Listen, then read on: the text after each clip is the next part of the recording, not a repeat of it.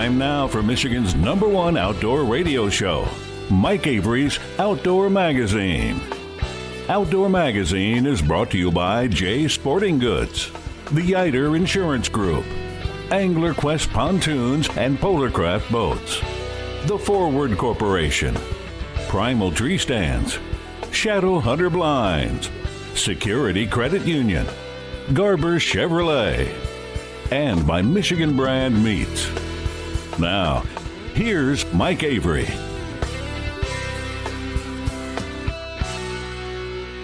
Well, thank you, Ken Hunter, for that introduction, and welcome to another edition of the Outdoor Magazine show right here on the Outdoor Magazine Radio Network. So glad to have you along with us as we continue to celebrate the history and tradition of the outdoor lifestyle here in the great state of Michigan. So how was your Thanksgiving? We are recording the show a day ahead of Thanksgiving, but by the time you're hearing it, Thanksgiving's done. I hope it was a great Thanksgiving. But now, as you're listening to the Outdoor Magazine radio show this weekend, think about this. It is 4 weeks now until Christmas. How in the world did that happen? I mean, it was just the 4th of July, literally. 2 weeks ago, it was just the 4th of July. At least that's what it feels like to me. I don't know how this happens. I don't know how time goes by so fast. Speaking of Christmas, in this week's Ask Avery segment, I get this question a lot. Hey, give me some gift suggestions for the hunter or angler on my list. Coming up at the end of hour number 2 in this week's Ask Avery segment, I will have some Christmas gift ideas. So you might want to stick around for that or listen to the podcast version. What else is going on? How's your deer season going, by the way? Have you tagged out? Have you given up? Are you still out there? I was out there a couple of days ago with my dart and crossbow. Yes, during firearm season, trying to kill a big doe with the crossbow. That's become kind of my goal. Listen, yes, I would shoot a big buck, but it's not going to happen. I'm not going to have a buck that I want to shoot walk in front of me at this point of the season. I accept that. I'm okay with that. That's fine. But what I would like to do is put an arrow through a big doe. And on the property we have in the central part of the state, thank you to Gene and Pam for allowing us access to that property. My son James put in a little bit of a food plot, and the does and fawns have been coming into that, according to the trail cameras, almost like clockwork, late every afternoon. And there's a very, very cool old blind sitting there that I love to sit in because it looks like it's from the 40s, and I can't imagine how many people have killed deer in that blind over the years. So I like to sit in there, and it's a perfect ambush spot for those does coming into that food plot. And so I was cautiously optimistic. I thought, you know what, it could happen. This is a good day. It could happen. Walking out, it was a really, really cold day too. Walking out to the blind, I did bump a couple of deer. One of them I could tell was a fawn. The other I didn't know if it was a fawn or a doe. And I thought, that's either a good sign that the deer are up moving around, or it's a bad sign that I just let these deer know I'm coming into this blind. So I sat there the entire afternoon. I mean, till dark 30, and never saw a deer, never saw an animal. Which it's fine. You know, I at this point, it's a cat and mouse game that I'm just glad to be playing. I don't care which way it goes. I'm just glad to be out there. But I fully expected that when I checked the trail camera pictures that night, that they were waiting for me to get out of there. And as soon as I left, they were gonna file into that food plot like crazy. Nothing came in the entire night, which I thought was kind of odd. So I don't know if they were bedded back there near that food plot, and when they saw me walk in, I had screwed it up for the entire night or what. But the following night, of course, when there was no sign of Avery in there, of course, the food plot was covered up with does and fawns. So we'll see. I will continue to play this cat and mouse game here over the next few weeks. There are a few other stands I can try as well, and see if I can put down a big doe with my crossbow. That's my goal. That has become my goal for the rest of this season. If it happens, I will feel good. If it doesn't happen, okay.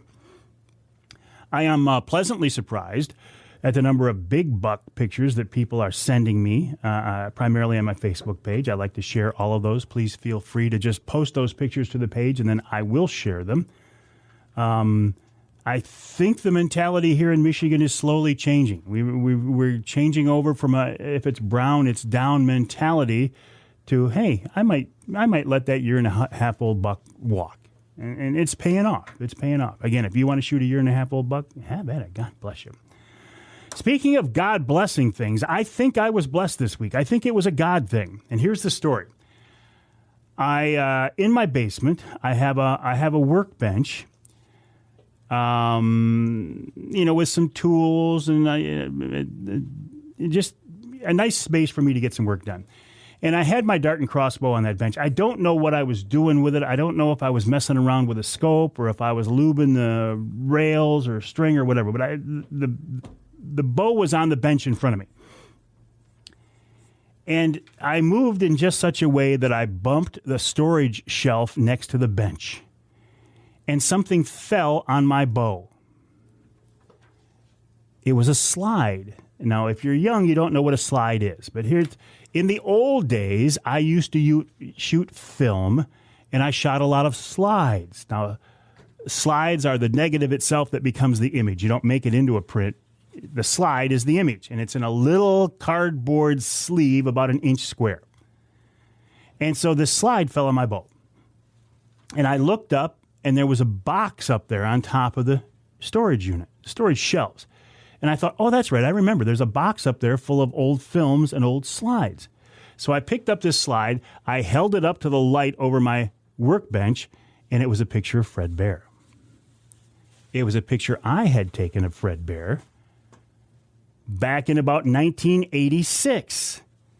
And it made me remember, oh, yeah, when I did the interview with Fred, I shot a bunch of pictures of Fred. Maybe I should get myself a slide converter where I can take all of those images, go through them, and see if there's something I want to save. Because, there's probably old family pictures there, maybe some fishing pictures, maybe some more pictures of Fred Bear. Wouldn't that be cool?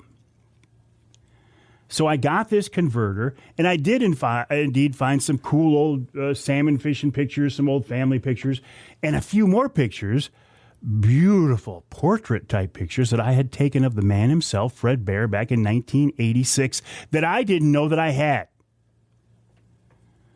So then I started to get a little bit greedy. I thought,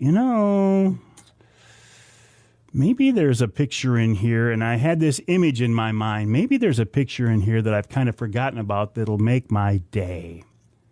So there were hundreds of slides in here. So I'm quickly going through and chunk. Yeah, that one I'll scan. Yeah, that one I'll scan. Oh, this one I'll throw away. I get down to about a dozen or maybe 24 slides left in the box. And I thought, well, this was cool, and I'm glad I salvaged some of these images, and I will clean them up, and I'll post some of these and whatever. I'm going through these things, and I get to one that stopped me in my tracks. And it was a picture of me and Fred Bear sitting next to each other at a picnic table. I knew there was a photo like that in existence, but it was an old print photo that I had taken a picture of. It was poorly framed. It was somewhat out of focus, but this was almost pristine. I had to clean it up a little bit. I had to frame it a little bit. And in fact, when I originally scanned it, I scanned it backwards. I had to change that. So the picture that I posted is actually backwards, and you can tell because if you look at Fred's bolo tie, the bear is backwards, and it looks like he's got a right-handed bow, and he didn't. It's a left-handed bow. So I swapped it out for my archives. How cool is that? So that's why I say I think God was blessing me. I basically forgot that box of slides was up there. I had no idea there were pictures I had taken of Fred Bear up there, and I certainly had no idea that there was a very nice image of me sitting, a very young, like late 20s Avery, sitting next to the man himself, shoulder to shoulder with Fred Bear. So yeah, I certainly consider that to be a blessing. And maybe that was Fred telling me that he was blessing my dart and crossbow. Maybe there's something special in my future, my deer hunting future over that crossbow. So see, there are some advantages to being around for a while. Charlie, I'm going to pull this picture up so you can see it. Nice? Wow. Isn't that cool? You can find that picture on the Facebook page, on Instagram. I posted it all over the place, so I'm actually pretty proud of that. What else is going on? Oh, Saginaw Bay walleye are on fire. My buddy Scott Hand was out there the other day with his grandkids. He sent me some pictures of some beautiful fish. Fish of the quality that we normally don't see on Saginaw Bay. Lake Erie is still on fire for walleye as well. Reports of jumbo perch out of Traverse Bay. In fact, we're going to talk with a guy about that after the break. Late deer hunting season going on, and 4 weeks till Christmas. It's like this big, giant vacuum now sucking us into the end of the year. And it'll come fast. It will come fast. Coming up after the break here, we're going to talk with Bob Hinds of Central Coast Angling about that perch fishery on Traverse Bay right now and other northern Michigan fisheries as well. I think Tom Campbell of Woods-n-Waternews is going to check in with us. In hour number 2, one of the most interesting guys in the outdoor industry today, Gabe Van Warmer, will join me. Gabe is just, we could spend the entire 3 hours talking to Gabe. Well, we're not going to, but we could. Ed Eisch from the DNR talking about trout and salmon egg-taking operations. Again, this week's Ask Avery segment dealing with Christmas gift ideas for the hunter and angler are on your list. And in hour number 3, we're talking beagles and bunnies with Corky Leque, and wild game chef Dave Minar will wrap it all up with, I think, another venison recipe. That's coming up this week right here on Outdoor Magazine.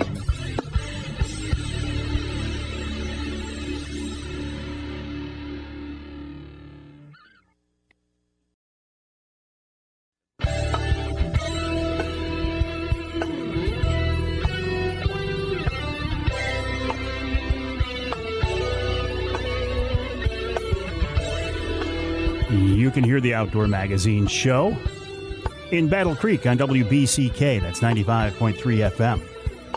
You can hear us in Sandusky on the other side of the state, WMIC, 660 AM, 95.3 FM.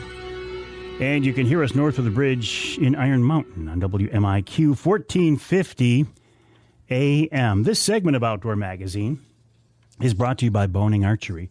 Michigan-based Boning has been a leader in the archery industry since 1946, when Roland Boning invented ferrule-tight to glue broadheads to, at the time, were wooden shafts. These days, Boning continues to innovate, come up with new products. For example, I just got a Boning top mount. It's called Top Mount mounting bracket for my crossbow that allows me to put. In fact, I'm switching over to a Boning quiver as well for the rest of the season. That allows me to get the quiver up out of the way. I take it off when I'm shooting, obviously, but that's just an example. Roland Boning didn't think back then that anything about crossbows coming up, but the company continues to innovate, come up with new products for target archers and bow hunters. That's why I love working with Boning. 75 years in the archery industry. The website, boning.com, Bohning, boning.com. I saw some pictures the other day that really got my attention.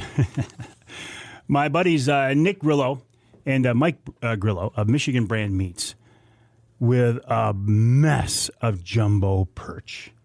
Perch are one of those fish that, man, people, they love perch, right? People will quit trolling for salmon if there's a perch bite coming on. They'll give up chasing walleye if there's a perch bite coming on. It's one of those fish that people love to catch, and we just don't see them in many places in large numbers like we used to. Bob Hinds has got them dialed in, though. Bob is with Central Coast Angling. CentralCoastAngling.com is his website, and he joins us now on the Outdoor Magazine phone line. Bob, welcome to the show. How are you? Good, Mike. How you doing this morning? I'm doing great, but man, what's going on? I haven't seen perch like that in a long time. Where were you, first of all? Can you tell us, or is it a private honey hole? Oh, it's just the classic spots here on Grand Traverse Bay. I don't really like to go into details of launches. No, that's fine. It was Grand Traverse Bay. That's what I was looking for. Yeah, okay. Grand Traverse Bay, yeah.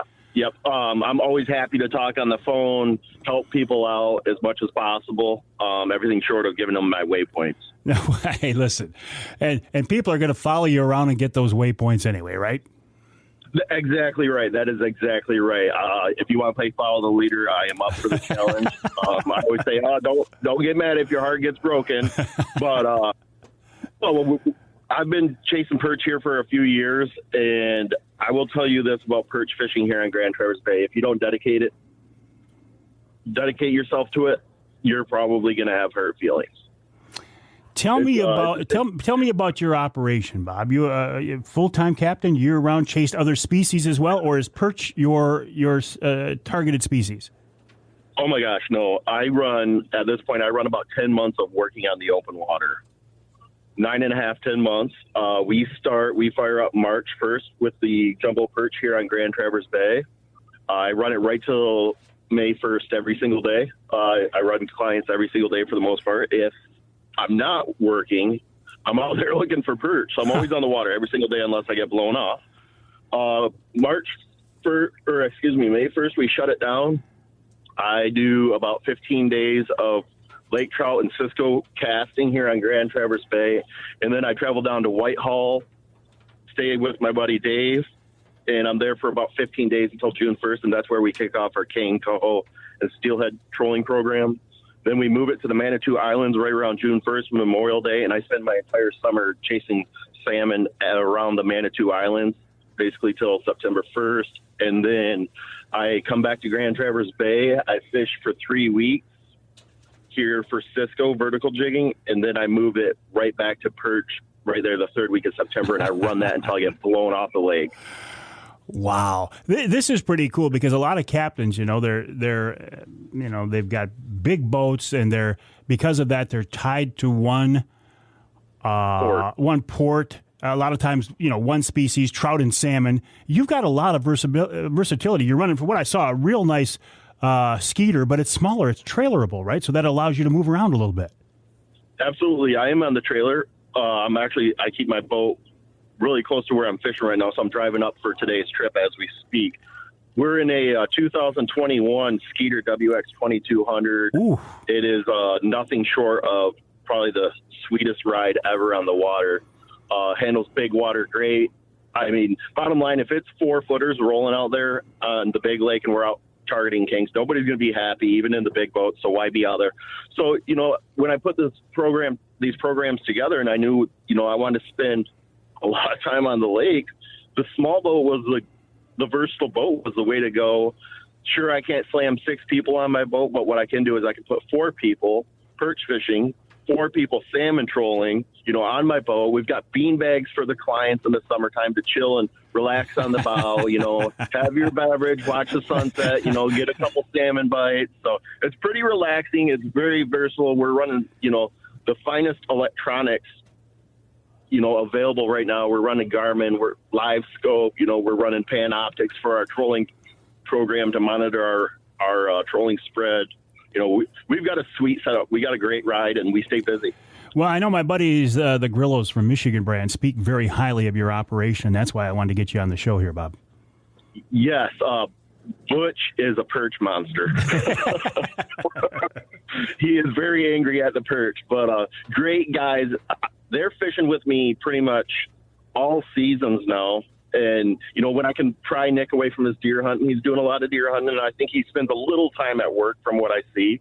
But, they're good guys. I think they've been out with me 3 or 4 times already this fall. And I know I had those guys just last Thursday, and wow, I mean, we were struggling. The pictures I saw where you were struggling, the pictures I saw looked phenomenal. Well, on the hindsight of that, we spent 2.5 hours looking for the fish, and we only had 11 keepers in the box. And then I think we did the math there, and we did 89 perch. The 4 of us combined, we did 89 perch in 52 minutes, and everyone was the keeper. I mean, we just smashed them.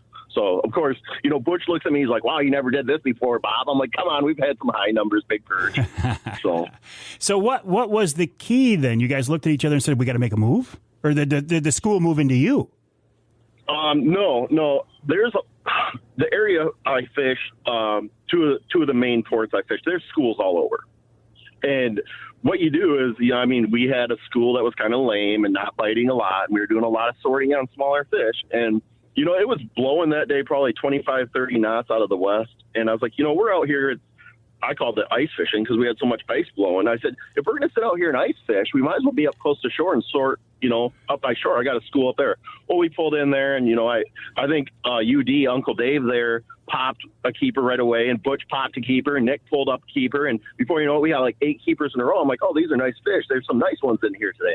And then it just went off. And before you know it, I'm like, whoa, time out. We all got to count our limit here. We got, we got to abide. Yeah. And so I shut it down. I'm like, guys, we only need 4 more. Well, Nick throws a double in my face. UD throws a single in my face. I'm like, okay, Butch, we need 1 more. Let's go home. I mean, it just went off that day. And then we went out the next day and we did the same thing. There's three guys in the boat, and we were done in about 2 hours. So a stupid question. Do perch of the same size tend to school together? Absolutely. No, the schools that we're fishing, it's a little bit of a mix. But, some days we're sorting. We sorted a little bit yesterday. But then my buddies were out there, and they called me after I leave. And I'm like, wouldn't you guys fish till after dark? That's off the water at 4 o'clock. And they're sitting there going, man, it went off after you left. We were all yanking in 12 inchers. And I was like, oh, okay, all right, good deal. So, yeah, I mean, I think it fluctuates. I run Garmin Live Scope, so I can actually see the size of the fish in the school. And, if those fish are kind of hanging on the bottom and they're not lifted up, 9 times out of 10, those are your big jumbos. They're down on the bottom eating. I want to talk to you about Live Scope after the break here coming up in a couple of minutes because I've never used it, but I'm absolutely fascinated by it. But going back to your perch technique, is it standard perch rigs or are you doing something special, something fancy? I don't think it's fancy at all by any means. I tie my own perch rigs because I obviously fish every day. I can't afford to go out and buy perch pounders unless I get them at the rate that, I just can't do it. So I tie my own perch rigs. I run a 3-hook rig. It's all tied on 10-pound floral. I run 8s and 6s Aberdeens. I run a mud hook, what's called a mud hook. It just lays in the mud, basically in the dirt. And then a bell sinker, 1-ounce bell sinker. And then I run 2, unit above it, and then just right onto braid on an ultralight rod. What's the hookup rate of that bait there on the bottom versus the suspended baits? Oh my gosh, it's literally been the difference on many days. Like some days it's like, yep, it's on the mud hook. Yep, it's on the mud hook. Like it's an easy prey. I think a lot of that is because we're fishing deep water. At times we're fishing 90 feet. And if you factor in 2 to 3 foot waves and you're bouncing out there, there's always something right on that bottom, an easy bait, or if it's just bouncing just right with that weight, it barely moves. And, a classic technique, if you've ever fished with any, old time perch fishermen, they'll sit there and they'll bounce their rod up and down purposely to create movement.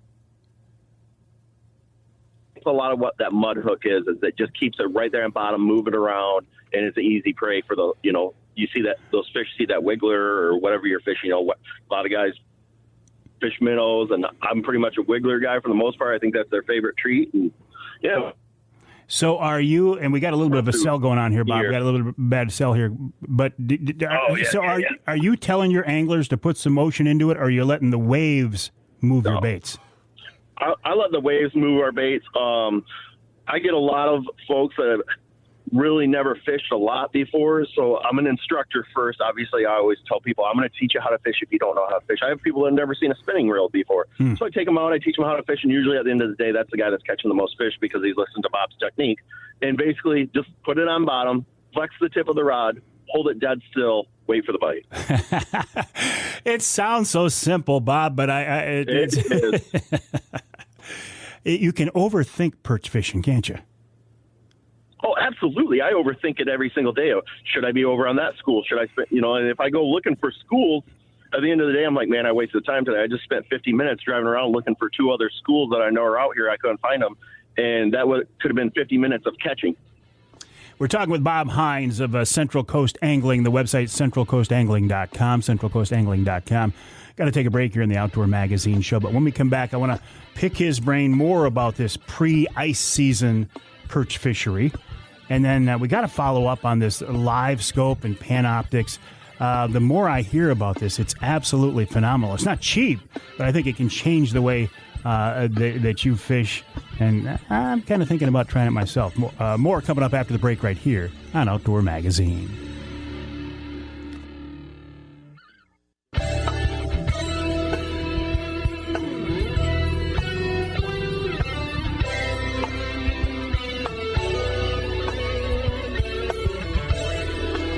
You can hear the Outdoor Magazine show in Alpena on WZTK 105.7 FM.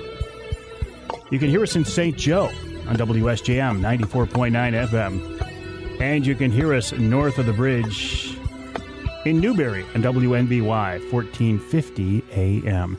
This segment of Outdoor Magazine brought to you by VersaSkins. Just change your skin for the season you're in. I was out the other night, and it was a cold night, and I was glad to have my VersaSkins.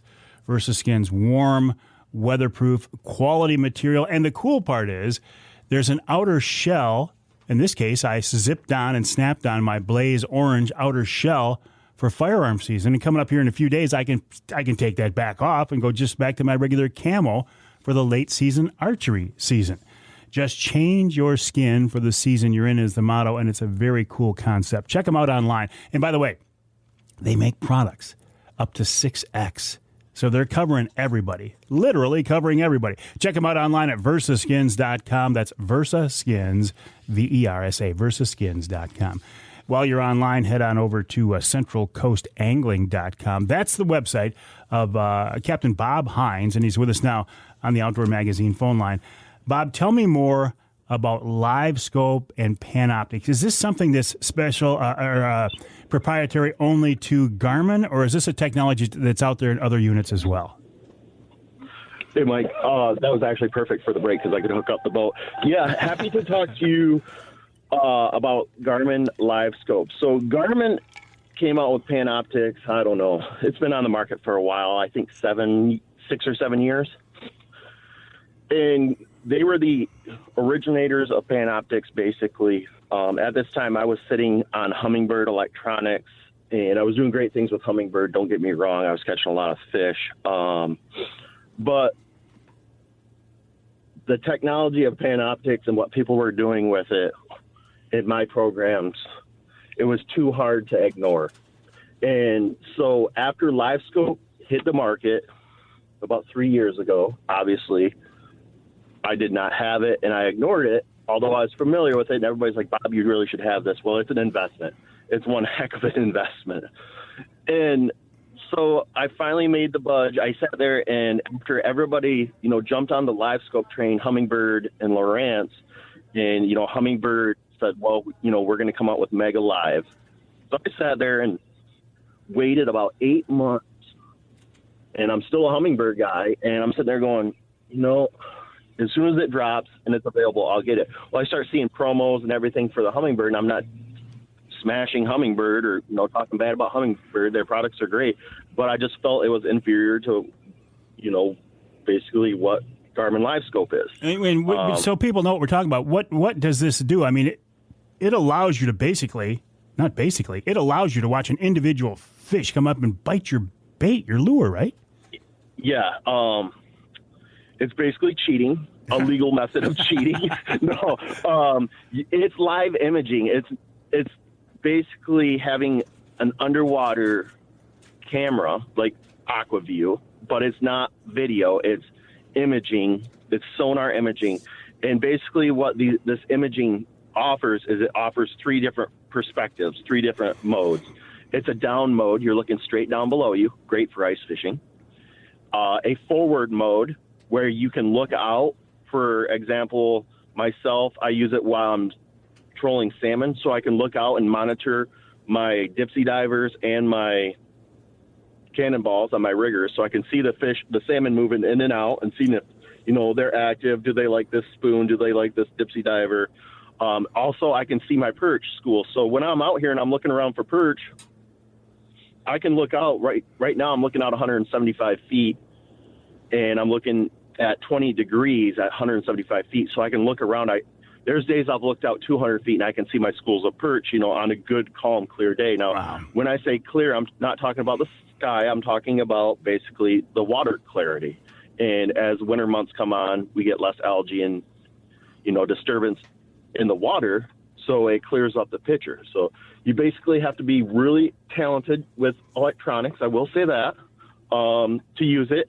There's a lot of great stuff on YouTube to learn how to use it. And then I didn't even mention, I don't use perspective mode. Perspective gives you a 120-degree angle, and it allows you, if you're a walleye fisherman, you should have some kind of live unit, or a crappie fisherman, because you can look out and locate these schools. It basically is a perspective, and you can look all around the column, and you will know exactly where to drop your cast. There's a neat little grid on there that tells you feet away from the boat and depth, and basically you can drop your lure right into these schools of fish. I mean, it's kind of cheating if the fish are active. So for me to locate schools of perch, my favorite, the schools of perch is really neat, but honestly, my hands-down favorite is using it for Cisco fishing on Grand Traverse Bay, because I can look out and I can see Cisco 150 feet down, 200 foot away. Bob, I gotta let you go here, but this sounds like something I want to follow up on. Now, do you take anglers out right through the winter? Are you an ice charter guy as well? No ice fishing. That is my break. Okay. All right, that sounds good. But I don't blame you, but I'm fascinated by this whole concept of jigging for Lakers, jigging for Cisco's. You do it all. I think it's really cool. And listen, I appreciate your time. I'm going to let you get on the water now. The website centralcoastangling.com. Bob Hinds, have a good trip, and we'll talk to you again soon, I'm sure. Appreciate it. I just pulled in with my clients. Have a great day, Bob. Mike. Good luck. Bob Hinds, centralcoastangling.com is the website. centralcoastangling.com. We'll take a break here in the Outdoor Magazine show. When we come back, I think Tom Campbell of Woods-n-Waternews is going to check in. And then in hour number 2, Gabe Van Warmer, an interesting guy, expert hunter when it comes to, handguns, longbows, 450, 350, and more, coming up in hour 2 of Outdoor Magazine.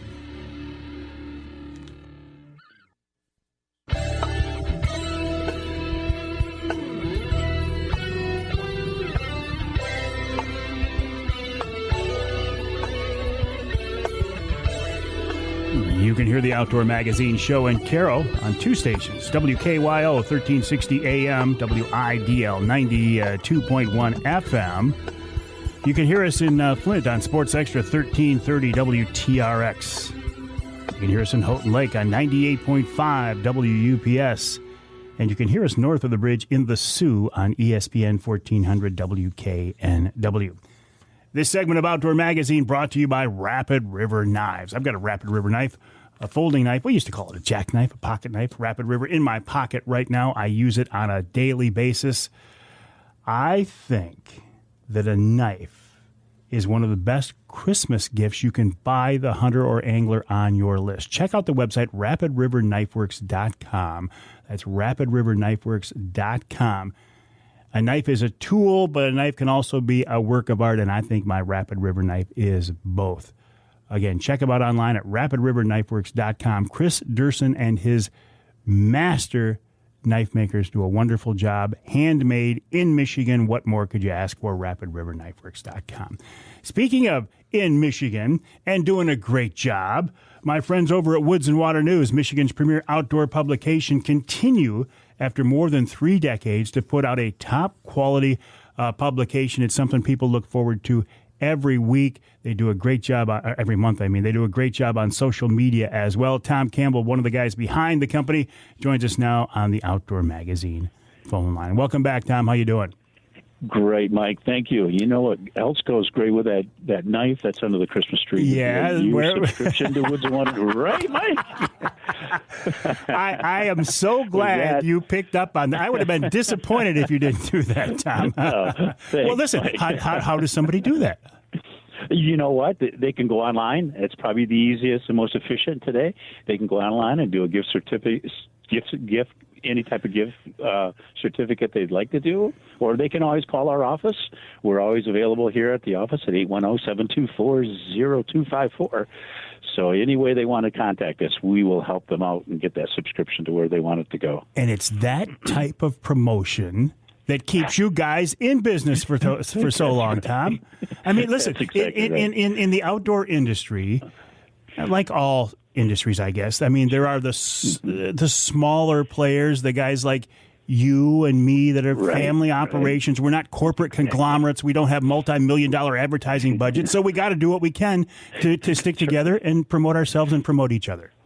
Yeah, you're absolutely right, Mike, and we sure do appreciate you getting us on and letting us do that for Woods-n-Waternews and what you do for everybody in the outdoor community. You need to be commended too. So, yeah, you're doing a great job, Mike. I appreciate that. That's nice of you to say. Speaking of things, promotion and getting out in the community, what are you seeing down the road? Are we going to have the outdoor shows, the consumer shows this winter? Man. I just see that, unfortunately, DNR just canceled their ice fishing show that they had for December, the first weekend of December, because of lack of product and lack of helps. So that's scary. But I've talked to most of the big shows coming up in January, and it's a go. It's similar to what we experienced back in September with our show, though. It's still there with a lot of vendors not having product. Very difficult to do exhibitors when they don't know what their future is. Sure. But yeah, it's well, I sure hope so. I mean, the numbers and everything do not look good, but it appears we've taken a different approach to the COVID, and so hopefully, the shows go on and everything is great and they're well attended and everybody has a good time. So at this point, from what we do for many reasons, but at this point, from what you're seeing, they're all scheduled to go. Exactly right. We're committed with ShowSpan and we're committed with Hunting Time Expo for advertising. So it looks to us that everything's online or not online, but everything's ready. And it is a go, Mike. You're absolutely right. When will is the December edition out already? The December issue is out. Absolutely. You got it, Mike. It's loaded with some great stuff in there. We've got some good buck stories already, and let me tell you, we're getting a lot of them in right now, and it's fantastic. It's incredible to see where we're going, and we just enjoy it. I know we've talked before in the past, I'm still amazed how we've seen such a change in our hunting demographics, and it's just fantastic to see what I'm really seeing, and I don't know if it's just a coincidence, but is female women and girls in the outdoors and hunting, and not just, I'm going out in the blind with Dad. They are involved. I mean, we've got some great stories of women hunter that actually bought property, went out and learned how to do food plots, put in their own food plots, learned, everything that there is to know about deer hunting, and they're taking fantastic deer. And we've got young girls involved. They're just not going out with Dad hunting. They're helping Dad during the summertime do those food plots, and it's so great to see. And I just think it's the best thing we could do for hunting, and we need to keep that going. And certainly, it's great to have. And boy, I tell you what, there's some nice bucks that these young girls are taking, and we'll have them in their next issue as well. I couldn't. I will look forward to that, Tom. Listen, keep up the good work. Woods-n-Waternews.com is the website. Woods-n-Waternews.com, Michigan's premier outdoor publication. We'll take a break here in the Outdoor Magazine Show for the top of the hour. When we come back, a guy I love to talk with, but he's so busy that I have a hard time scheduling him. Gabe Van Warmer, expert hunter, expert shooter, expert archer, expert videographer. That and more coming up in hour number 2 of this week's Outdoor Magazine.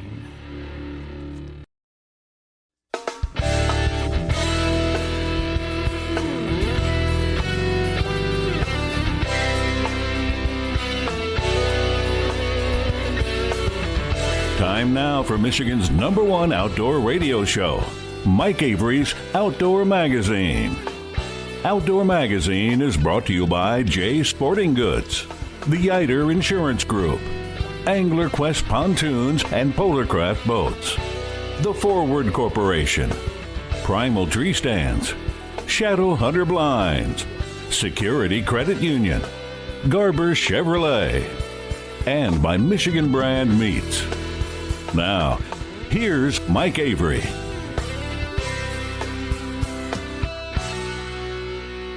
Well, thank you, Ken Hunter, for that introduction, and welcome to hour number 2 of this week's Outdoor Magazine radio show right here on the Outdoor Magazine Radio Network with 32 AM and FM radio affiliates, a 3-hour weekly radio show. Did you hear the word radio enough here?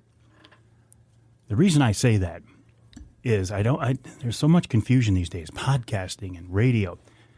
This is Outdoor Magazine Radio is first and foremost a radio show. It is recorded, distributed, syndicated as a radio program, a 3-hour weekly show made available to stations across the great state of Michigan. And I firmly believe the best way to listen to Outdoor Magazine Radio, if you can, is on your local AM or FM affiliate.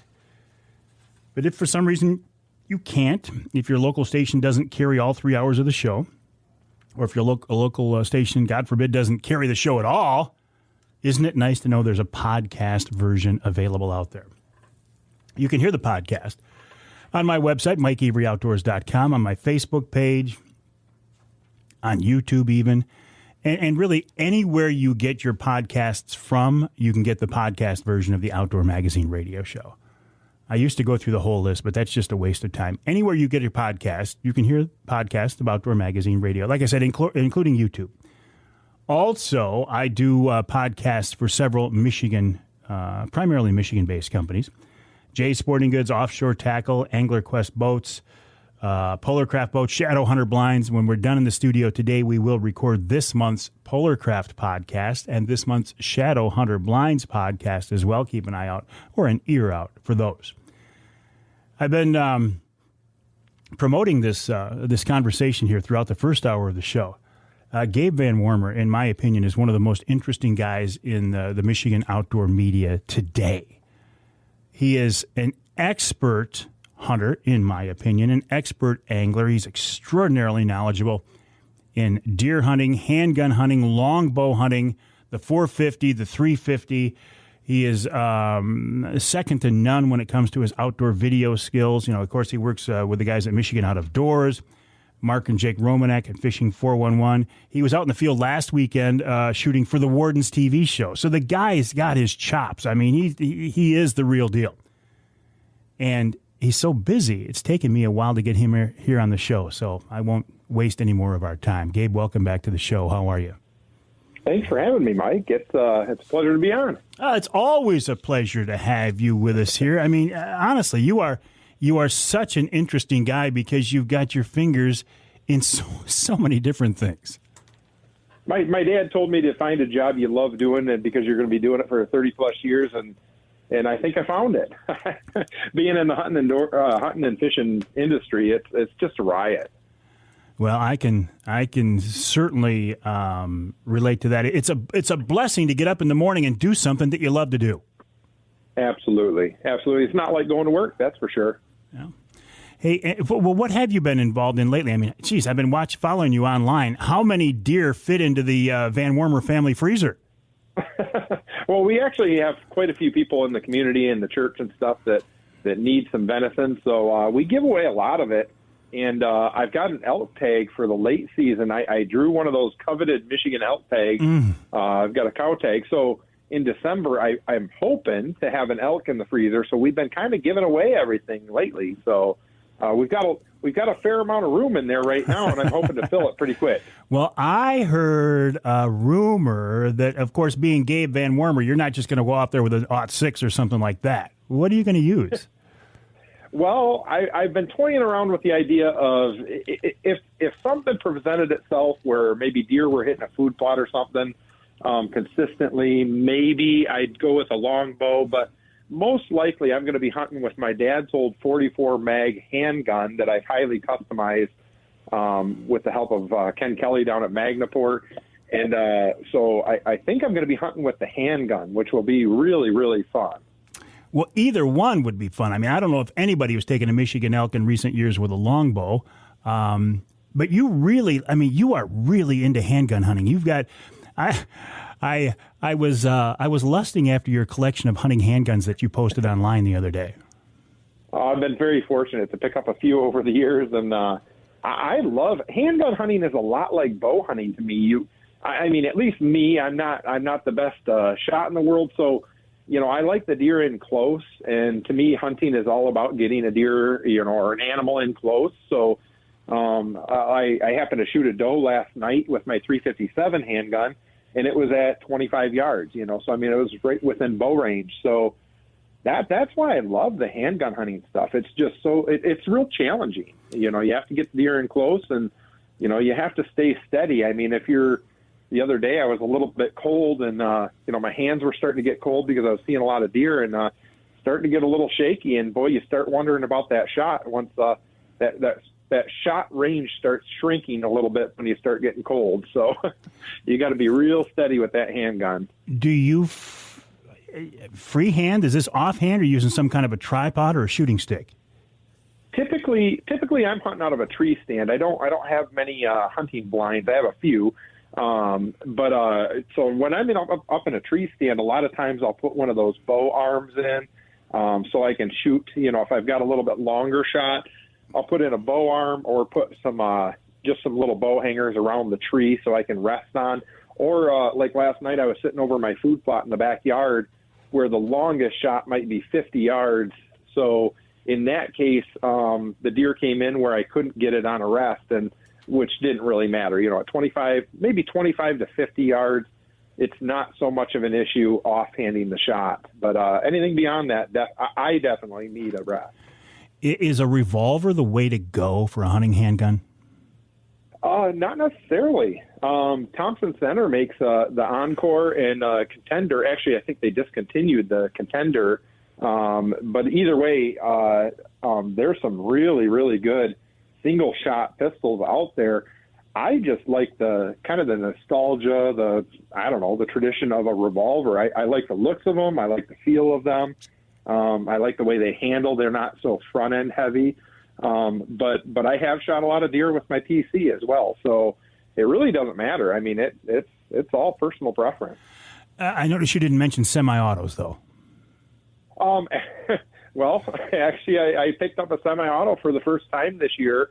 It's at Amerigun right now, getting milled. The slide is being milled to put on a Trijicon red dot sight on it. So we'll see how that turns out. And I'm going to try hunting with a 10 millimeter handgun, Springfield Armory handgun here, probably in the late doe season.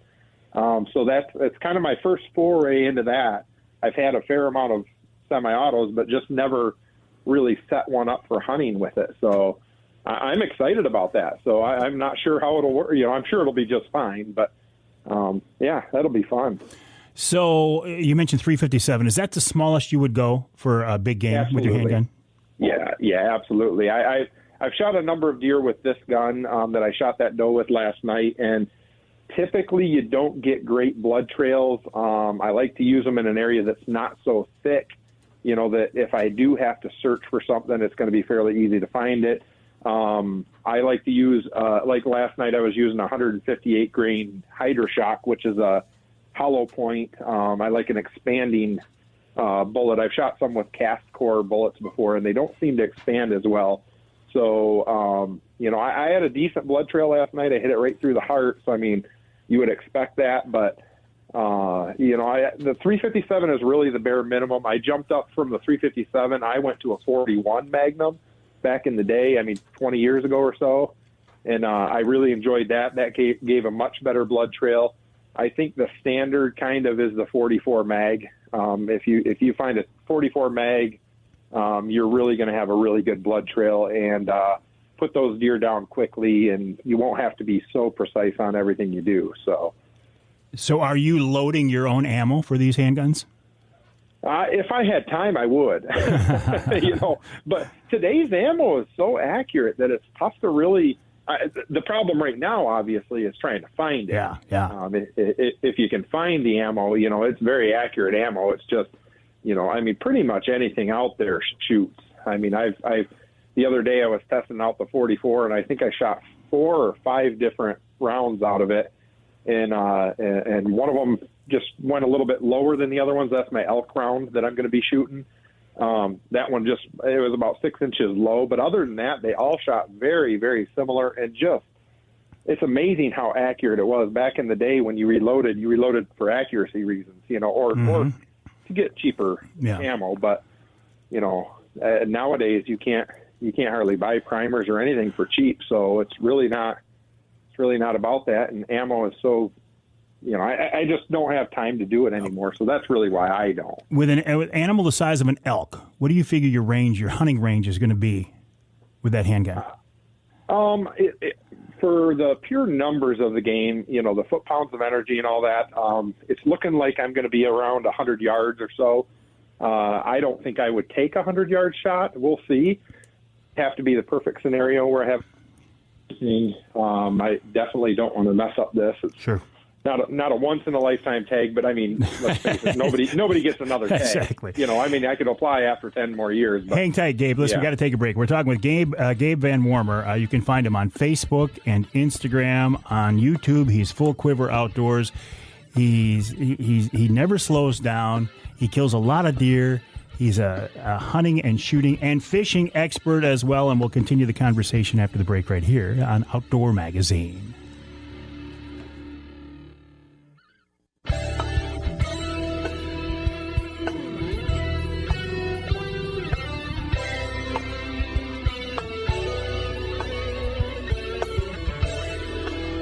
You can hear the Outdoor Magazine show in Lansing on WILS 1320 AM. You can hear us in Manistee on WMLQ 97.7 FM. And you can hear us north of the bridge in Escanaba on WCHT 600 AM 95.3 FM. This segment of Outdoor Magazine is brought to you by MUCC's On the Ground program. OTG is a program to improve habitat for fish and wildlife across the state. For details, check out the Michigan United Conservation Club's website, mucc.org. That's mucc.org. And if you want to save 25% on your MUCC membership, use the promo code MIKE, all caps, M-I-K-E, to save 25% on your first time signing up as a member or your renewal. mucc.org, and use the promo code MIKE, all caps, and save 25%. How cool is that? It's also cool that I was able to get Gabe Van Warmer to slow down enough to talk to me here on the Outdoor Magazine radio show. You know Gabe. His name is very well known around the outdoor scene here in Michigan. You might know him from his work with Michigan Out of Doors. You might know him from his work with the Fishing 411 people. He was out shooting some video for the Wardens last weekend. Gabe, tell me about that. What was that shoot all about? How did that come together, and how did you get involved in working on those kind of projects? Well, I'm kind of like a hired gun. I get to do all sorts of fun stuff like that, and the guys over at Wolf Creek Productions are just looking for extra cameramen to fill in once in a while, and so they needed somebody and gave me a call. And so I was up in Montmorency County following along with an officer up there and really seeing the backside of how law enforcement happens and how it all works, because there's a lot that our COs do that we don't understand, that we don't have a clue they do. They're very, very busy individuals, and they keep our wildlife safe. They keep us honest and keep people from not doing the things they shouldn't be doing. So we did just a regular patrol on Saturday, being the first weekend of the deer season. It was actually quite slow up there. We saw very few hunters and, checked very few people. And it was neat to see how respectful those COs are, especially in that first hour of the day or 2 hours of the day. You'd see a hunter, you just take a look, make sure there's nothing obvious, and just keep on rolling right down the road, trying not to bother them. It's really neat to see what these officers do. So pretty fun. Yeah. Well, and listen, I've followed you for a while now. There's a lot of really fun things you get to do as a result of that camera on your shoulder. I mean, with the Romanek boys, you've done some pretty cool fishing trips too. Absolutely. That's really cool. Almost every year now, we'll get to fish every one of the Great Lakes, and it's very cool to be able to see.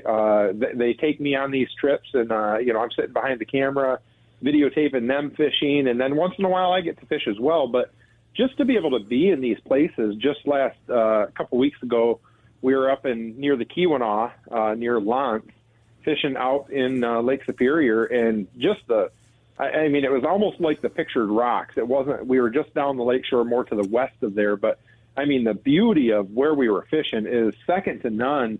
And you would think we're up in Canada somewhere, and we're actually right here in Michigan. So it's an awesome job, that's for sure. I want to go back to your hunting adventures here a little bit too, and like the 450, the 350. I appreciate the fact that when you get a new tool, and I call a gun a tool, you spend some time to get to know that thing. You get to know how it shoots, what it likes, and that's part of the process for you, isn't it?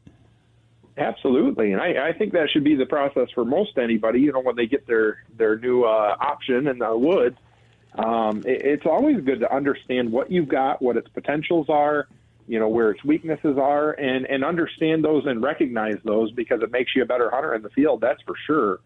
I've been kind of migrating over to the 350 more than the 450, just because it's a really smooth handling gun. The 450 tends to be a little bit more barrel heavy out front. It feels more like a muzzleloader in the field. The 350 is more like a rifle, and yet it's performed really, really well. I think we've taken 15 to 20 deer on camera with that gun. And, you know, when it first came out, people were worried about it because they were saying it was kind of anemic, you know, kind of a little bit light for deer. And we found just the opposite. I mean, great blood trails, short ones. You know, if you want to drop a deer in its tracks, you shoot it in the shoulder. You want to not, you know, you want it to, you know, expire quickly. You shoot it behind the shoulder in the lungs. Either way, you know, you have options. If you're on a small piece of property, that shoulder shot might be a better option, whether you're shooting the 350 or 450. So knowing the limitations of your gun are very important to me. Do you take a camera on every one of your outdoor adventures? I get asked that a lot. I try to. A couple years ago, I'd gotten sick of just lugging around the camera. It's a lot of gear to be putting up in the tree every time you go out there. And I left it at home, and I shot a really nice buck with a handgun. And I was really kicking myself in the butt the whole time he was coming in. You know, I was going, oh my goodness, this would be gorgeous footage. And so I try to as much as I can. And, you know, like last night, it got too late for the camera, and unfortunately, and I took the deer anyway. So, yeah, but I try to. Did the thought, when that buck was coming in, did the thought of not shooting it because you didn't have a camera with you cross your mind? Not at all. There you go. That's what I was hoping to hear. It was the biggest deer I had on trail camera that year on that property, and I'm holding a handgun. I'm like, I was not thinking that whatsoever. Actually, I thought about the camera afterwards. Yeah. Well, I hear people say, you know, he was a beautiful buck, but I held off because he wasn't on camera. It's like, well, what is the goal here? Is the goal to document it, or is the goal to live the experience?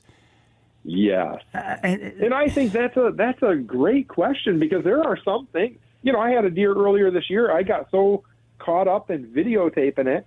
He came in and he got to within 20 yards or so before I thought, oh my goodness, I should pick up my bow. And I made the mistake of he's at 15 yards now and trying to get the shot, and he spotted me, you know. So, you know, that definitely comes into play. And, you know, I like to share my experiences with others, and the only way I can do that is if I document it. But there definitely comes a point where you're going, you know, I just need to leave this thing at home. and I am so pleased that the quality of video equipment these days is so much better. The prices come down. The units themselves are smaller. They're easy to carry around. If somebody just wanted to document their hunting and fishing adventures, not put it on air, but maybe online, maybe on YouTube, what do you recommend, Gabe? Really, you know, just about any little handy cam that you can pick up at, you know, at a Meijer or Walmart or something will do. And nowadays, everything shoots in 4K. Even your phone. I mean, you could make some pretty good videos with your phone if you bought a little mount for it. And, you know, if you wanted to set it up in your tree stand, really, I mean, I can shoot and edit videos right on my phone. So, I mean, if you're handy with it, you know, you're able to do it with your phone without even buying extra stuff. Let alone the small cameras that you can buy, little Tacticams or GoPros that you want to put in your tree stand with you. And Really, I would say a couple $1,000 to get into it. If you really wanted to get into it, I would say somewhat seriously, you could really do it for probably under $5,000 very easily. I use everything I shoot these days, other than if I want to get some distance, if I want to be able to zoom in on a critter, a turkey, a deer or something. Everything else I shoot with my phone. It's amazing. It's amazing. We used to carry around, you remember the days, we used to carry around a DSLR an SLR. It wasn't digital in those days. An SLR over your shoulder while you're hitting a steelhead stream or something and worried about it falling in the water. And nowadays I just throw my phone right in my pocket. And heck, if it falls in the water, it's waterproof. It's just amazing the differences, and video equipment is the same. I mean, we used to be shooting on, $50,000, $60,000, $70,000, video cameras. Right. And you look back at those days and boy, you can't hardly see anything on them. They're so blurry. Well, and when you were talking about riding around with that game warden, I did that a lot early in my career, and it was I had a 3/4-inch U-matic camera over my shoulder and a deck on the other, and trying to fit in the front seat of that truck and get out when he got out and stuff. And these days, I would just use my phone. It's like things are so much easier. The quality is so much better, and it allows people like you to share your outdoor experiences, and I think draw more people into this outdoor lifestyle. And that's the goal. That's the goal, is to show people what there is out there. And there's so many people nowadays that are missing it. They're sitting at home and, they're just not getting outdoors like they used to, especially with youth. I would love to see a lot of these youth just get out there and experience it one time and see what the outdoors has to offer and let it tug at your heart. Well, you've certainly got your kids out there. Oh, I enjoy that. I enjoy them shooting something more than me. My dad used to tell me that, and I was like, yeah, right, whatever. You'd rather shoot a deer than I would. And now I'm a father, and now I understand what he was saying. It's definitely the case. My son was able to shoot a really nice buck earlier this year. He's passing up way more deer than I did when I was his age. I don't know what the deal is, but he's seen too many TV shows apparently. But he took his very first deer with a bow. He shot a lot of deer with a gun, but he shot his very first buck with a bow this year. So that was a really proud dad moment. That's wonderful. Before I let you go, Gabe, what's out there on the horizon? What do you want to do or experience or document that you haven't done yet? I would love to kill an elk with a longbow, but, to videotape that, you need an extra videographer. And a lot of times I do it solo.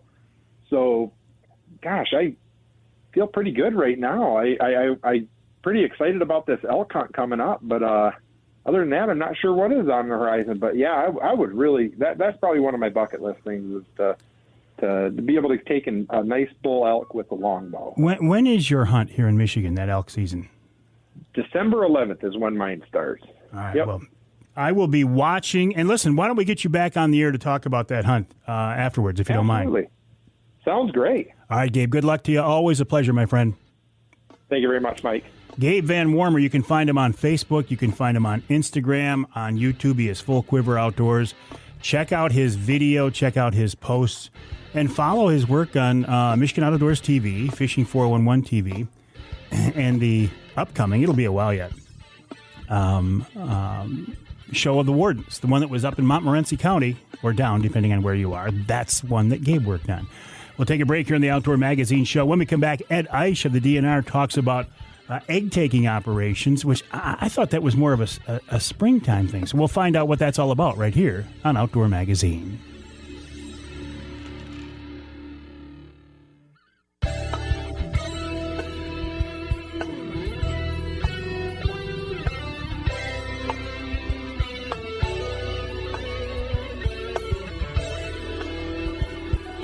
You can hear the Outdoor Magazine Show in Sheboygan on Big Country Gold, WCBY, 1240 AM, 100.7 FM. You can hear us in Port Huron on WPHM, 1380 AM. And in Traverse City on WTCM, 580 AM. This segment of Outdoor Magazine is brought to you by the Linwood Beach Marina and Campground. Linwood Beach can be your year-round Saginaw Bay fishing destination. and your Mid-Michigan Tracker and Angler Quest headquarters. You know I love that. And Saginaw Bay is real hot right now for big late-season open water walleye. And Linwood Beach Marina is a great place to be your jumping-off spot, your boat launch to get to those fish. And when it comes to ice fishing season, if we have one, Linwood Beach, a great place to take off there as well. Check them out online at linwoodbeachmarina.com. That's linwoodbeachmarina.com. I want to turn our attention now to Ed Eisch of the DNR. Ed, welcome back to the show. How are you? Hi, Mike. I'm doing real well. Thanks for having me on again. Always a pleasure. So what's going on in your world this time of year? Oh, well, this is a busy time for us. We really don't have a whole lot of slow times in our hatchery system, but we actually just wrapped up our feral egg takes for coho and Chinook salmon, and the bulk of our captive broodstock egg takes are done as well, with a few mop-up egg takes to happen yet. You know, I was thinking before that, I was thinking, boy, egg taking, that's a springtime operation. Well, it is for some fish, but not for the species you're talking about now. That's correct. Yeah, the springtime egg takes are for steelhead and for our muskies and walleyes. So in the fall, we're doing egg takes for with the feral broodstock. At least we're doing egg takes for coho and Chinook salmon, and then our captive broodstock at our two broodstock hatcheries, we're taking eggs for brook trout, brown trout, lake trout, and rainbow trout. Domestic rainbows. So wouldn't it be easier if you could do this all from a captive population?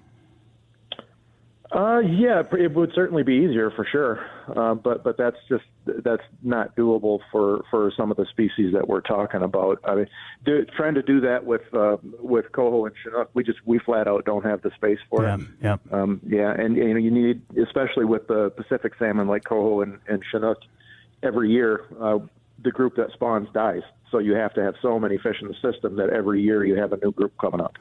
Now, where will these fish end up? Are they all staying here in Michigan, or are you working with some other states, swapping them back and forth? We work with other states in the Great Lakes region. So our coho and Chinook eggs, we share back and forth with Wisconsin, Indiana, and Illinois. Wisconsin generally handles their own egg takes, but we have kind of a cooperative effort where if one of us, either Michigan or Wisconsin, has a down year, the other is usually able to help out and provide them with eggs that they need to make their program whole. In Indiana and Illinois, they have so little frontage on or shoreline on Lake Michigan that their programs are very small, so it wouldn't pay for them to have their own brood programs. And one thing to consider with these two is, even though we're shipping some of these eggs to other states, they're being stocked into Lake Michigan, and their fish don't tend to respect geopolitical borders. So yeah. Those fish are available to Michigan's anglers to catch while they're out there in the open water. So, Ed, what's the process? You take the eggs, then what? Well, we take we collect the males and females. I'm going to talk about the feral broodstocks here, the coho and Chinook. We collect the females, or the adult males and females, and we strip the eggs out of the females, and we check them for any signs of disease, and then we strip the milt from the males and use that to fertilize the eggs, and then the eggs get treated for diseases, and then water hardened. So we put them in buckets and have fresh water flowing on them to they basically absorb some water, and they swell up a little bit. And then after they're ready to go, we take them to whatever hatchery they're going to, and they're put up in the incubation trays. They're disinfected before they're put in. So we go through a couple of different stages of disinfection to try and keep disease out of our hatcheries. And then they spend about, somewhere in the neighborhood of, depending on water temperature, about 30 days developing to the point that we call an eyed egg. And at that point, you can actually see the eyes, and you can see the embryonic fish inside of the shell moving around. And then we sort the good eggs from the bad eggs at that point, because they're pretty hardy at that time. They can take a lot of handling. And then they go back in the incubators for about another 30 days before they hatch. And then they live off their yolk sac for probably 3 weeks, maybe 4 weeks, again, depending on water temperature. And then we tank them. We put them in tanks and clean them up a little bit and get them started on real small feed, and then just goes like gangbusters from there. It's a fascinating process. It is. It's a lot of fun to be part of. Could Mother Nature do this without your help? Would we have a Great Lakes salmon fishery at all? Well, first off, they're not the salmon aren't native to the Great Lakes, so without DNR involvement, the program wouldn't even exist. But if we stopped today, if we stopped our egg take efforts and hatchery rearing today, there would probably be there definitely would be some remnant population because there is quite a bit of natural reproduction that happens in some streams in Michigan, but not to the point where it could handle the fishing pressure that we have in our Great Lakes. So you're helping out Mother Nature and you're helping out us anglers. I appreciate it, Ed. You bet. That's what we're trying to do. Ed Eisch of the Michigan DNR, the website, michigan.gov/DNR, michigan.gov/DNR. We'll take a break. When we come back, this week's Ask Avery segment with some Christmas gift ideas. And it's only 4 weeks away for the hunter or angler on your list right here on Outdoor Magazine.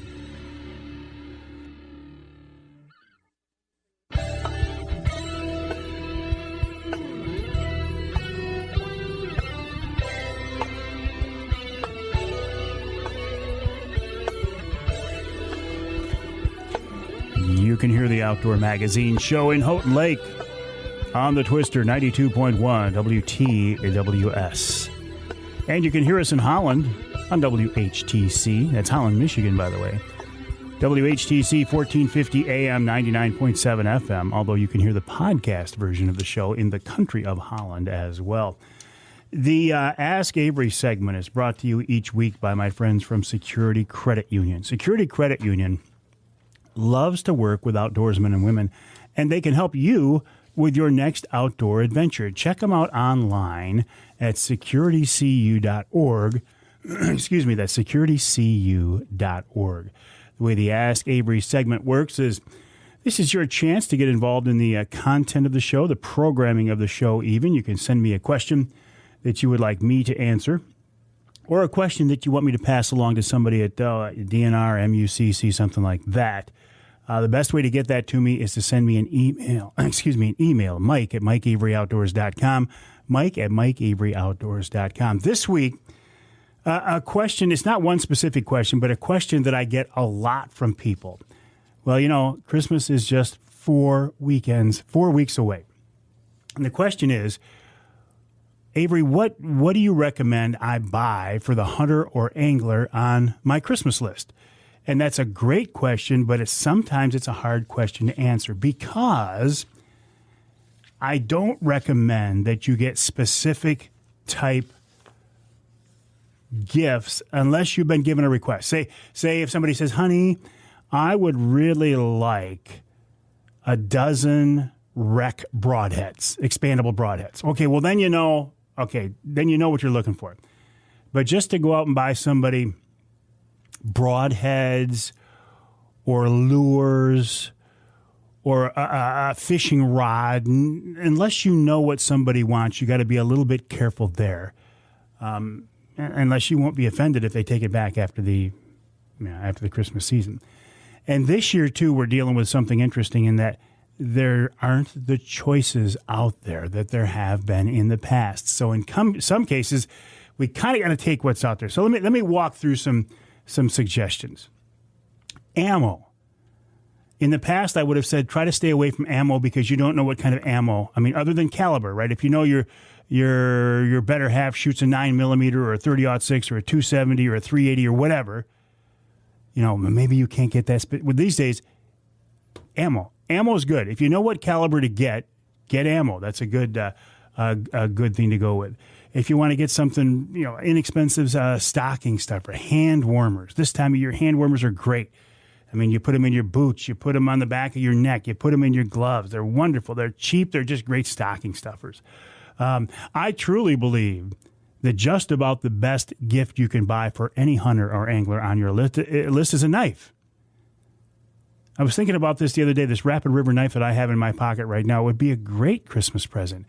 And that's one that you can kind of get away with. Yes, a pocket knife or a fillet knife. Yes, absolutely. Go with something like that. With turkey season coming up here in the springtime, a thermocell. Yeah, we don't need them right now, but looking down the road here a little bit, there are certain times of year you can't go out in the woods in Michigan without a thermocell. I used to think these things were a joke, but they're not. They are the real deal. They can repel black flies and mosquitoes like nothing else. And they're inexpensive. They're like $25 or something like that. It's not like you're breaking the bank on these things. Really, really a great gift. Speaking of springtime turkey season, I talk about these blinds all the time. This Wraith 270 see-through ground blind from Primal Tree Stands. If the hunter on your list is a deer, bear, turkey hunter, and they hunt from a ground blind, I strongly recommend this. They change the way ground blind hunters look at hunting from the ground because you have such great visibility. And you can get these things now for under $200. I'll tell you how to do that. Go to primaltreestands.com, primaltreestands.com. Use the promo code Avery, and you get one for like $199 and change. Much, much less expensive than they used to be. What about a charter fishing trip? I think this would be a great suggestion. A salmon fishing trip over on Lake Michigan, a walleye fishing trip on Saginaw Bay. You can go online and buy these things. I think that's a great thing. And it gives the angler on your list something to look forward to for the next few months. Speaking of gift certificates, I think gift certificates, if you don't know exactly what to get, right, gift certificates are a great option. From, somebody like my friends at Jay's Sporting Goods to some of the big, the national retailers. That way the hunter or angler on your list can walk into the store. They know exactly what they want. They can browse. So I think that's a great, great backup plan. One last thing, a safety harness. If your hunter on your list hunts from a tree stand and they don't have a safety harness, get them a safety harness. Get them a safety harness and tell them, I expect you to use this, and I don't want you to go hunting until you use this. That's a gift that will make you happy as well as them. Oh, I think that's pretty much. Or if you want to be, you want to be the ultimate Santa this year, go out and buy the angler on your list a brand new Angler Quest boat. Now that might cost you a few bucks, might not be in the budget. But believe me, you want to get a smile on somebody's face on Christmas morning? Point to the driveway and have a new Angler Quest out there.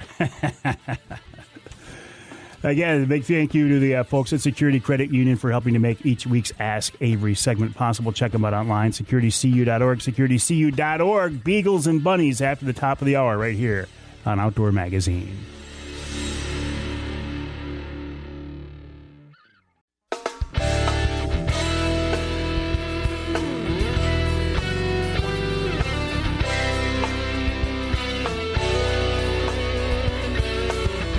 Time now for Michigan's #1 outdoor radio show, Mike Avery's Outdoor Magazine. Outdoor Magazine is brought to you by Jay Sporting Goods, the Yider Insurance Group, Angler Quest Pontoons and Polarcraft Boats, The Forward Corporation, Primal Tree Stands, Shadow Hunter Blinds, Security Credit Union, Garber Chevrolet, and by Michigan Brand Meats. Now, here's Mike Avery. Indeed, this is the big guy. Thank you, Ken Hunter, for that introduction, and welcome to hour number 3 of this week's Outdoor Magazine show right here on the Outdoor Magazine Radio Network. So glad to have you along with us, and I hope you're having a wonderful holiday season. Thanksgiving behind us here now as you're listening to this show. Christmas just 4 weeks away. Where does time go? I mean, it seems to fly by, and the older I get, the faster it flies by. But so what's going on in the outdoor world right now? Well, there's some really good late season open water walleye fishing, and that will continue right until ice up. We're going to see early ice fishing in some parts of the state soon. The muzzleloader season, the late archery season coming up. Predator hunters now will kick in once the firearm season is over now. And what else? What else? Oh, that's right. Small game season, rabbit season. You'll see that start to kick in here now. Boy, that's a Michigan outdoor tradition, isn't it? Rabbit hunting, using beagles and bunnies, chasing rabbits with beagles. Boy, how many of us grew up doing that? Or how many of us are at least familiar with it? We've seen it. We've been on rabbit hunts with people, either cottontails or snowshoes. I think a lot of us have some kind of experience, at least some fond memories of doing that. But like everything else in the outdoor world, there are certain people who will gravitate to some types of things. And I'm thinking of the Leque family right now, Corky Leque and his family. These guys have been top tier in the beagles, the hunting beagle world for many, many years. And Corky's with us now on the Outdoor Magazine phone line. Corky, welcome back. How are you? How you doing today, Mike? I'm doing great. Listen, how's your fall going? How's your hunting season going? Not too bad. You know, it's a little bit, the bucks are everywhere. I've been seeing more deer this year than I've seen in a long time. And it seems like a lot of people are really harvesting big bucks.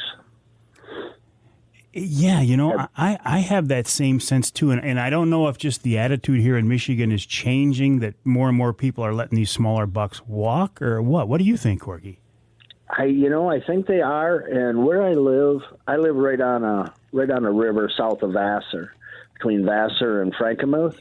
And where I'm at, I watch deer all day long right from the house. I mean, it's just unbelievable. And I watch all these smaller bucks, you know, that are even small 8 points. And, you know, season will be done, and I'll still see 5, 6 of these nice small bucks that are next year's big boys. Sounds like you got a pretty nice setup there, Corky. I have a place that is really amazing. I moved here last October, and just kind of fell into our lap, and I can literally set up my dining room table and look into the river and watch the geese fly in, and it's just amazing. Do you get, above the dam there then, do you get salmon, walleye, steelhead, anything come up in there? You know, I've only been here a year, but my son, Cody, has fished this river constantly. I used to fish it a lot when I was young, and I do occasionally. But they get some walleye every once in a while. But the smallmouth bass are amazing. Wow. Giants. And isn't it nice to have that there where he can go out and take advantage of it like you did when you were a kid? Oh, love it. The in Vassar, you know, the Cass River goes, you know, all the way from up by Cass City all the way down through Frankenmuth and beyond. But this, there's such good smallmouth fishing in here. And there's more people using this river now than I've ever seen in my life. Really? Oh, it's amazing. Is that because there's more people around there? I think it's now becoming more, and people are just, there's a local kayak company that set up that travels people up and down the river. And I think it's getting marketed more. Vassar's doing a really good job marketing this river now. For years, they never did. What about interest in the dog hunting, the beagles and bunnies? What's that like? When I was a kid growing up, every farmhouse had a beagle or two. That's not my sense. That's the case anymore. No, it's not. What I feel is, you know, really changed a lot of this is a lot of the kids don't get quite as involved with the outdoors at a young age like they used to. And on the occasion they do, you know, but it's our responsibility as sportsmen to get those kids out there, get them on these, you know, rabbit hunts with these dogs and stuff. And that's where they cut their teeth into hunting. And so I don't think you see nearly as many beagles as you used to. And, you know, the more population, it gets a little more complicated. So, you know, as the parcels of land, the farms, it starts to change. If you go down around Coldwater, Michigan, oh my gosh, it's beautiful down there. They still have a lot of the small farms, and there is game everywhere down there. Something you just said really is striking a chord with me, though, about getting these kids started with small game. There's so much emphasis, and I'm just as guilty of this as anybody, in bear hunting and turkey hunting and deer hunting, and forgetting about rabbits and squirrels and stuff like that. Yeah, and Mike, I think too, as we get out with those rabbit dogs and teach those kids, when they start to hear the hounds running, it just has its own magic. And, I talk to people all the time, and when they reminisce, it always goes back as a good feeling to sit back and listen to them. We used to run dogs through the night a lot, and we would set up a little campfire and just let the dogs run, and the guys would sit around and BS. But we were always listening to them hounds, what they were doing. And, through the years, you learn what you hear, exactly what's happening. What were you running at night, Corky? Cottontails. Really? Oh, yeah. Oh, I didn't know that was a thing. Oh, yeah. We always called it dark 30, just after, dark. The rabbits, out they come. As anybody knows that has a bird feeder, that's when you start to see those rabbits is in the evening and in the early morning. So rabbits run all night long. So the dogs it just never stops. Well, and at that point, obviously, after dark, you couldn't hunt them, so it was just an exercise in working the dogs. That's right. And the more you work a dog, the better they get. All they need is time on the ground. Do you, as people, do we as humans teach a hunting dog how to hunt, or is that something they're born with and we just try to figure out how to make the most of it? Well, you pretty much said that right. Hounds have the desire to hunt, and beagles, they're rabbit dogs. So that automatically comes in, but they'll also, some dogs worse than others, you have to break them off what you don't want them to chase. And an old friend of mine down in Arkansas told me this. He said, beagles are hounds, hounds chase. You just teach them what you want them not to chase. Well, and how do you do that? Like, for example, here in Michigan, you wouldn't want them to get on a trail of a deer, a track of a deer. Right, because if the worst thing there is a deer running dog. Well, unless you're in the South where it's, they hunt deer with dogs. Right. But up here, that's the worst thing there is because it ruins the rabbit hunt. You go out to go rabbit hunting and and somebody's dog or the whole pack takes off on a deer, and I've seen it happen. And so now you're driving around trying to find everybody's dogs because they'll go for miles. And they're crossing roads and highways, and a lot of times dogs get hit. Mm-hmm. So, it's so important to break them dogs. And some dogs are naturals, okay? Some dogs are naturally won't bother off game. But, and some have to be broke. Now, I personally have seen the few dogs I've seen that were naturals were okay, but you'd see some that wouldn't bother, and then, bam, away things went. Somebody else's young dog may have struck on a deer, and it sucked them in, and away they went. But a broke dog will go check them and come back to you.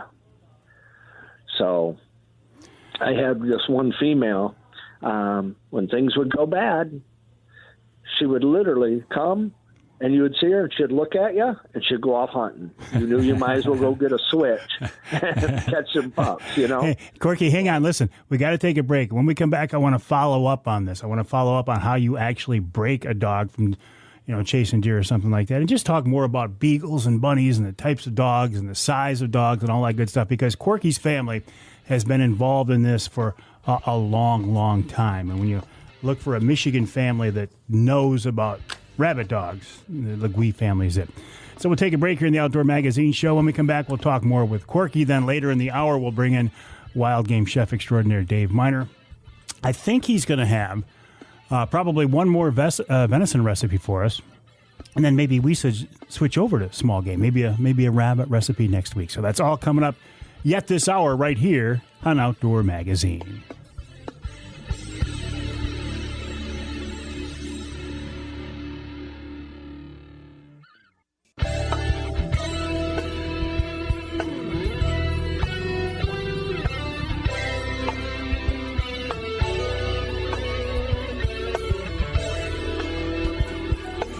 You can hear the Outdoor Magazine show in Ludington on News 97, 98, 98.7 WLDN. You can hear us on the other side of the state in Tawas, WIOS, 1480 AM and 106.9 FM. This segment of Outdoor Magazine brought to you by Wilds Plumbing and Heating. Plumbing, heating, air conditioning, ductwork cleaning, maintenance, repair, replacement, everything to keep your house running soundly, smoothly, comfortable, keep you warm or cool depending on the season, dry. The folks from Wilds can help you out. Their motto, their slogan is whatever it takes. I appreciate a company that has that slogan, whatever it takes to make you, the customer, happy and satisfied. That is what the folks at Wilds will do. Check them out online at wildsplumbingandheating.com. That's wildsplumbingandheating.com. And I got to them a little late this year. I should have had them already do the preheating season inspection. Well, I forgot to call them, and I got them coming over here pretty soon. But we'll get it done. We'll get it done here in the next couple of weeks. And in the meantime, if something did go wrong, I know I could make a phone call, and the folks from Wilds would be over to take care of it. They've done a great job for me, as they will for you. wildsplumbingandheating.com. We're talking now with Corky Leque.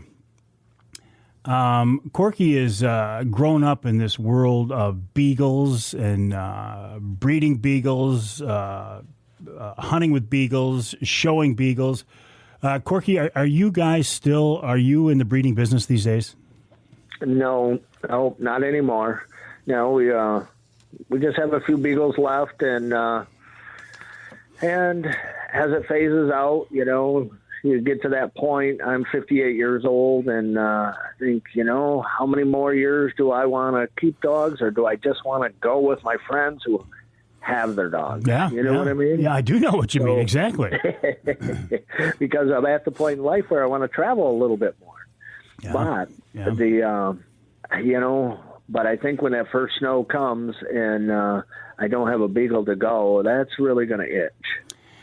Why, and what is it about that first snow? I mean, you could be out there now, at least after firearm season's over. Why wait till the first snow? Well, we run dogs year-round. We always have. And but it's more for conditioning purpose and training purpose. But that first snow, it's like a holiday. It's everybody just gets excited, and the phone's ringing, and away you go with your buddies. The camaraderie with any hunting is always, hunting's good, even by yourself. But boy, when you got a group of buddies, it just makes it that much better. So before the break, you had asked me about how to break a dog from bad habits, such as running deer. Now, the best way to do this is when that pup is 4 or 5 months old and you're starting it. And it's best, if you can, start it on snow or in a training pen where there's only rabbits. But when you got that fresh snow and that pup is working on a rabbit track, and it's starting to open, and it's all coming together. He's putting one and one together. So, but same thing goes when that pup sticks his nose in a hot deer track. A training collar is the best thing because they have variable stimulus.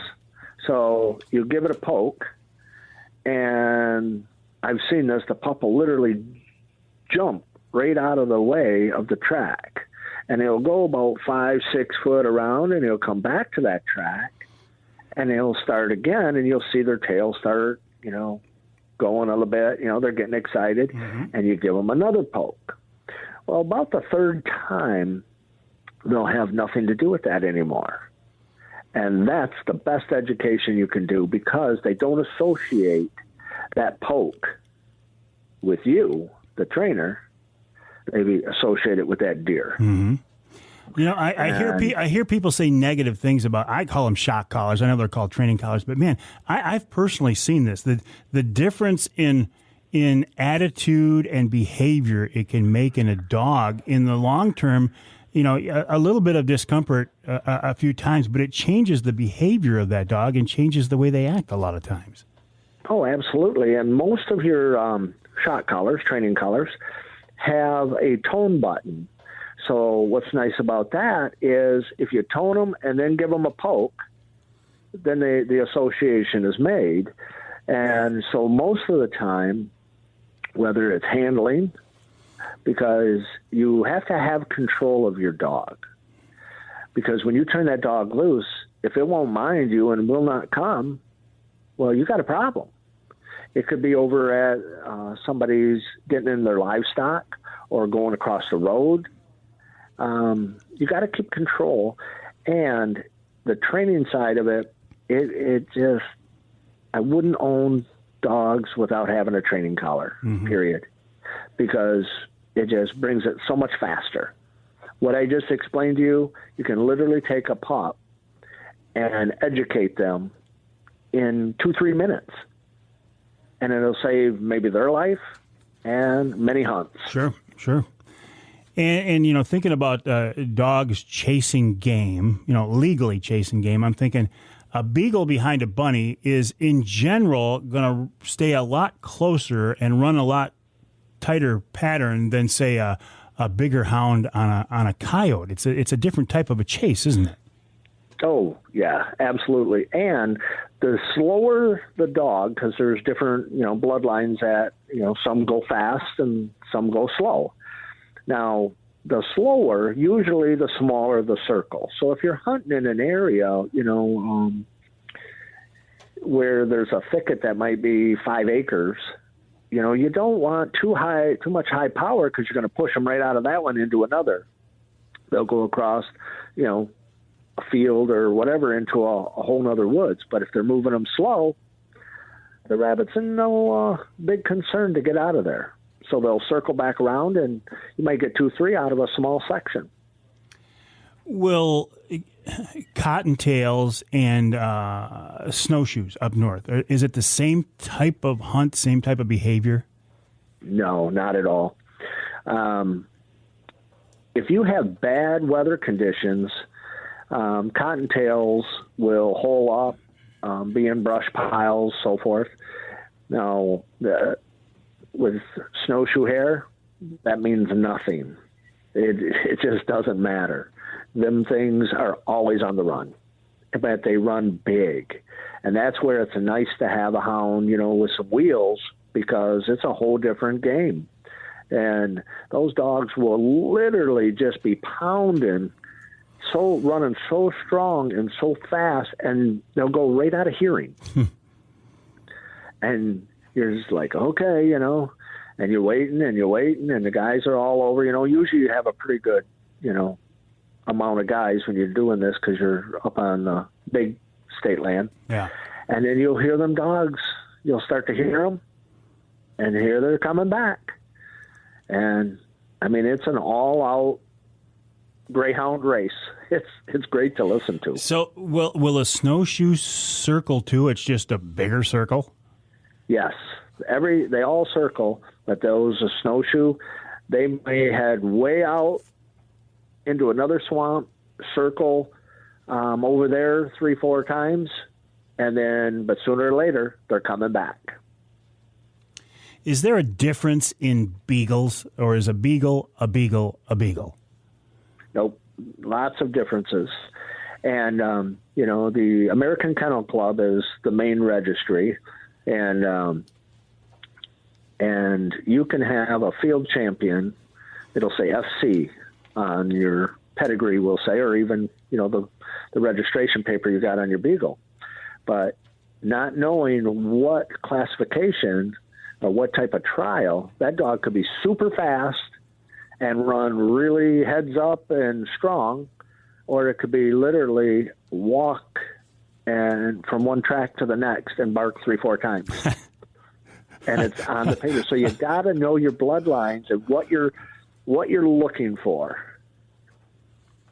What about the size of the dogs? I mean, we've talked in the past, and I was surprised the difference in the size of the beagles. Oh yeah, there's two main classifications in your competition in like AKC competitions. Is they have a 15-inch and a 13-inch, and what that means is anything 13-inch and lower is called a 13. And anything from 15 down to 13 is considered a 15-inch beagle. And now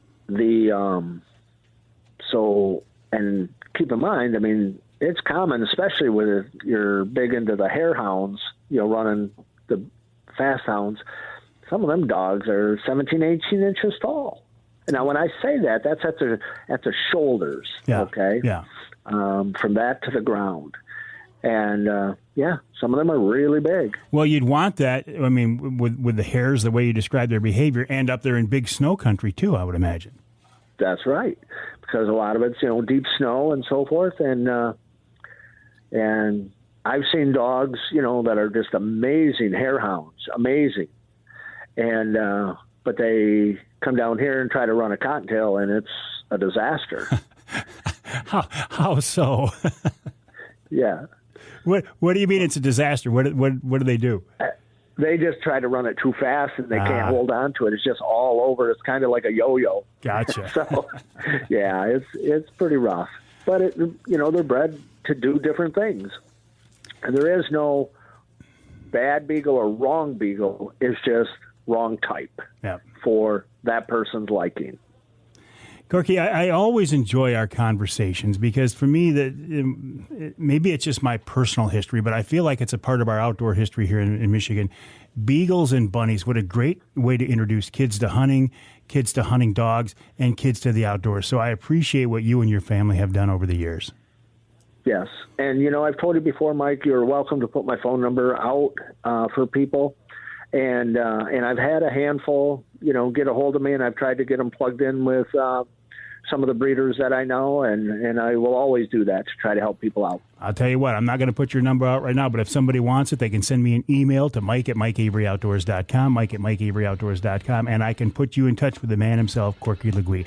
Corky, always a pleasure. Have a good season. We'll talk again.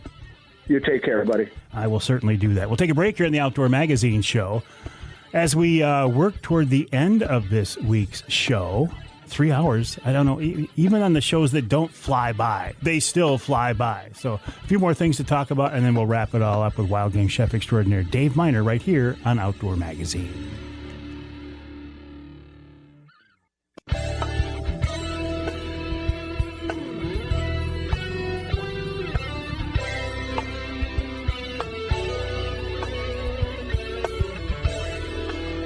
You can hear the Outdoor Magazine show in Muskegon on WKBZ. That's 1090 AM. You can hear us in Marquette on WDMJ, 1320 AM. Down in Manistee on WTIQ, 1490 AM, 95.3 FM. And let's go downstate to Great Lakes Bay region. News Radio 790 WSGW AM and FM, 790 AM, 100.5 FM. I'm actually in the studios of WSGW right now. But for these 3 hours, this one small corner of the building I like to call the Outdoor Magazine studio. I'm here with Charlie Rood, doing a great job as always. Charlie was, if you were here in our first hour, Charlie was actually late. He was late getting into the studio here. And one of my live viewers made an observation. It was probably the crowd of adoring fans that follows Charlie around on a regular basis slowed him down. And I think that was probably it, because when he got in here, he was a little bit harried, and there were people outside yelling, "Charlie, Charlie." At least I think that's what they were yelling. They were holding signs I couldn't read, and most of them were smiling. I think they were praising Charlie Rood, as I am right now, Charlie. Thank you for doing a great job, as always. This segment of Outdoor Magazine brought to you by Reader Landscaping. It's your nature and our nurture. Let Reader create an outdoor getaway in your backyard, as they have for me, even now that the water feature's down and the flowers aren't there anymore. It just looks nice to look out there and see what they've created. Kind of an outdoor getaway, and that's the goal, right? An outdoor getaway in your backyard. And looking forward to the not-so-fun stuff, snow removal. Reader can help you with that as well. Check them out online at readerlandscaping.com. That's Reader, R-E-D-E-R, readerlandscaping.com. So what else is on my list here? Oh, let's see here. I hope you had a wonderful Thanksgiving.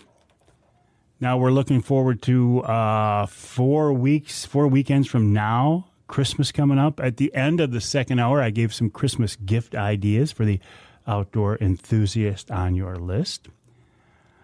I still haven't shot a deer here yet. Haven't given up yet, though. My goal is to shoot a big doe. People, I sell it, and people say, well, why don't you want to shoot a buck? Oh, I would shoot a buck, absolutely. If the right buck walked out in front of me, and I just don't anticipate that happening. I just don't see a buck that I would want to shoot walking in front of me at this time of year on the property that we're on. But I do think the odds of shooting a nice doe are pretty good.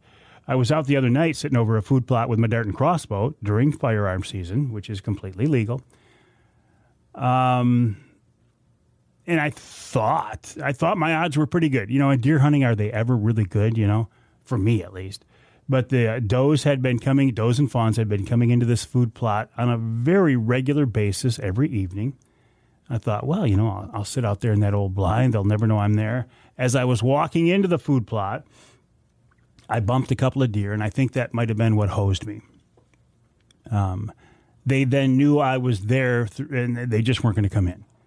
Never did see anything that night. Of course, the next night when I wasn't out hunting, the food plot was covered up with deer. So, they've pretty much got that spot figured out, I think. There are a couple of other stands I can go to that I may well do that. I may my next time out. In fact, as we're recording a show right now, I hope to hunt in the next couple of days. So we'll see what'll happen. We'll see. It's either going to happen or it's not, right? But I'm not quite ready to give up yet. Ham for the holidays. I would encourage you to join us every Wednesday night on my social media feeds. Wednesday Night Live. We put it on, sometimes Instagram, always Facebook, always YouTube, always Twitter, always LinkedIn. And from now through the first of the year, 1st of January, we're going to give away a ham for the holidays. Now, we do this.